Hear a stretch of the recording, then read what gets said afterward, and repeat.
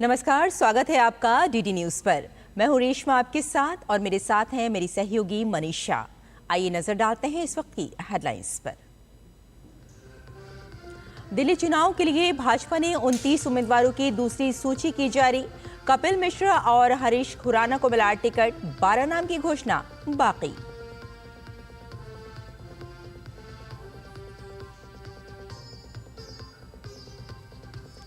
देश भर में आज मनाया जा रहा है राष्ट्रीय युवा दिवस। प्रधानमंत्री नरेंद्र मोदी नई दिल्ली में विकसित भारत युवा नेता संवाद में युवाओं से करेंगे बातचीत।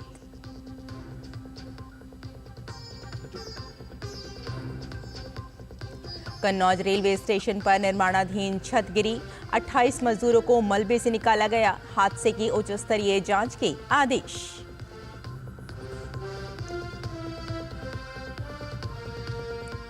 लॉस एंजलिस के जंगलों में लगी आग, नए रिहायशी इलाकों में फैली। आग में $150 अरब की संपत्ति के नुकसान का अनुमान।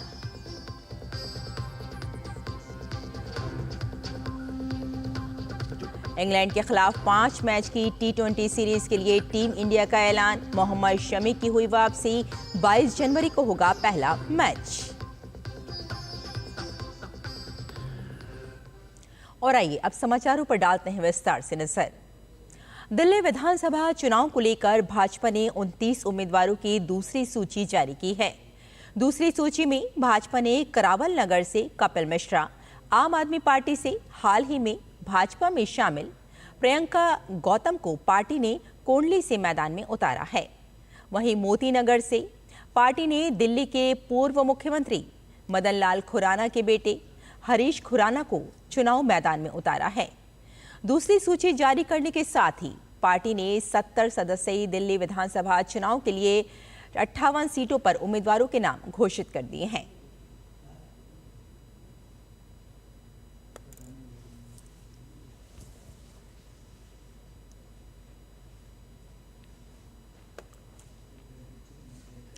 प्रधानमंत्री नरेंद्र मोदी राष्ट्रीय युवा दिवस पर आज नई दिल्ली में विकसित भारत युवा नेता संवाद में युवाओं से बातचीत करेंगे।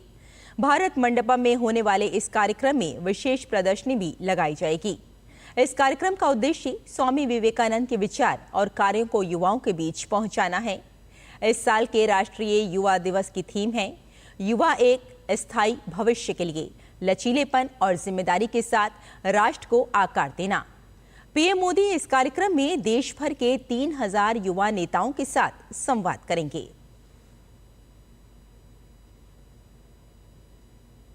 प्रयागराज में कल महाकुंभ पौष पूर्णिमा पर पहले अमृत स्नान के साथ शुरू होगा। इस भव्य आयोजन के लिए सभी तैयारियां पूरी कर ली गई हैं। पूरे 12 वर्षों के इंतजार के बाद महाकुंभ लगता है। इस बार प्रयागराज की धरती पर संगम किनारे महाकुंभ मेले के लिए संत और अलग अलग अखाड़े पहुंच चुके हैं। कल पौष पूर्णिमा से शुरू होकर महाकुंभ 26 फरवरी तक चलेगा। 26 फरवरी को महाशिवरात्रि है और इसी दिन महाकुंभ का आखिरी स्नान होगा। महाकुंभ के लिए प्रयागराज में विभिन्न स्थानों पर घने जंगल विकसित किए गए हैं ताकि शहर में आने वाले लाखों श्रद्धालुओं के लिए शुद्ध हवा और स्वस्थ वातावरण सुनिश्चित किया जा सके।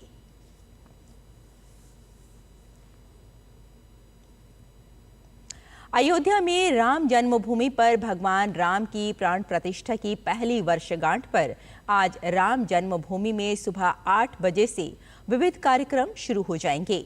इस दौरान यजुर्वेद के 40 अध्याय का पारायण, मंत्रों से अग्नि देवता को आहुति, दोपहर 2 बजे से शाम 5 बजे तक राम जन्मभूमि परिसर में श्री राम मंत्र का 6 लाख जाप किया जाएगा। साथ ही हनुमान चालीसा, पुरुष सूक्ति और साथ में श्री सूक्त, आदित्य हृदय स्तोत्र, राम रक्षा स्तोत्र का पारायण होगा। इसके अलावा रामलला के मंदिर परिसर के रंग मंडप में रामलला की राग सेवा होगी। शाम 6 बजे से 9 बजे तक बधाई गान होगा। कल भगवान के महाअभिषेक के बाद उनका श्रृंगार किया गया था और फिर महाआरती की गई थी।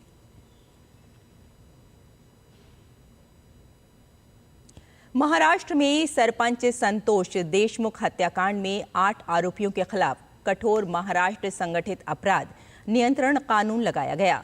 इस हत्याकांड में शामिल 7 आरोपियों को पुलिस गिरफ्तार कर चुकी है, लेकिन एक आरोपी की अभी भी तलाश की जा रही है। पुलिस के अनुसार बीड के मासजो के सरपंच संतोष देशमुख का 9 दिसंबर को अपहरण कर लिया गया था। उन्हें बुरी तरह से प्रताड़ित करने के बाद उनकी हत्या कर दी गई थी।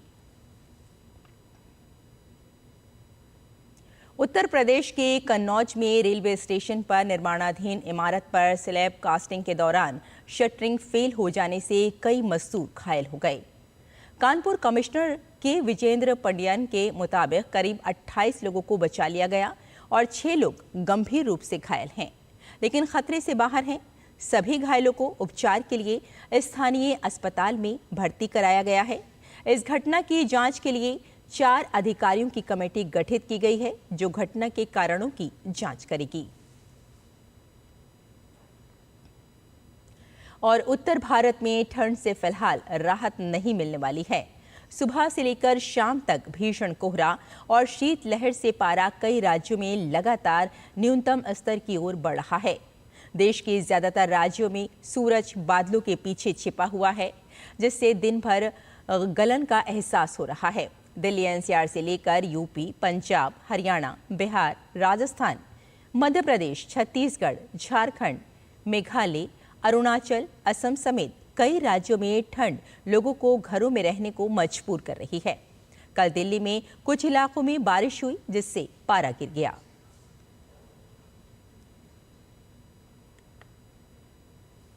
और अमेरिका के लॉस एंजलिस में जंगल की आग ने विकराल रूप ले लिया है। लॉस एंजलिस में पैलिसेड्स जंगल की आग 1000 एकड़ तक फैल गई है। अगले 72 घंटों में मौसम की स्थिति और खराब होने की चेतावनी दी गई है। ऐसी आशंका है कि आग और भड़क सकती है। अब तक आग से 13 लोगों की मौत हो चुकी है। अनुमान लगाया गया है कि आग लगने से नुकसान $150 अरब तक पहुंच सकता है।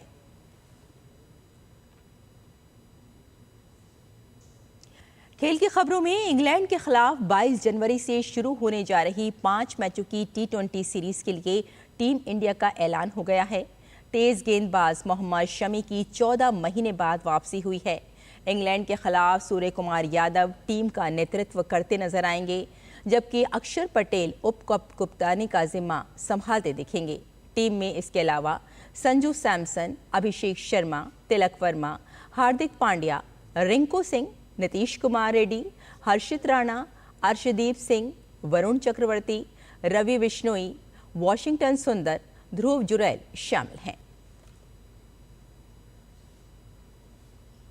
साल के पहले ग्रैंड स्लैम ऑस्ट्रेलियन ओपन की आज से शुरुआत हो चुकी है। मेलबर्न में सभी वर्गों के मैच शुरू हो गए हैं। भारत की ओर से ऋत्विक बोलीपल्ली मेलबर्न में अपना ग्रैंड स्लैम डेब्यू कर रहे हैं और उनके साथ अनुभवी खिलाड़ी रोहन बोपन्ना, यूकी भामरी और साथ में श्रीराम बालाजी भी अपनी चुनौती पेश कर रहे हैं। पुरुष एकल में गत चैंपियन और विश्व नंबर 1 जानिक सिनर, 10 बार के टूर्नामेंट चैंपियन नोवाक जोकोविच, Alexander Zverev, Carlos Alcaraz, Taylor Fritz और डैनियल मेदवेदेव सभी से ग्रैंड स्लैम खिताब के लिए चुनौती देने की उम्मीद है। महिलाओं के ड्रॉ में भी मुकाबला उतना ही कड़ा होने की उम्मीद है। विश्व की नंबर 1 आरियाना सबलेंका और विश्व की नंबर 2 इगा स्विएटेक खिताब के लिए शीर्ष दावेदारों में शामिल हैं।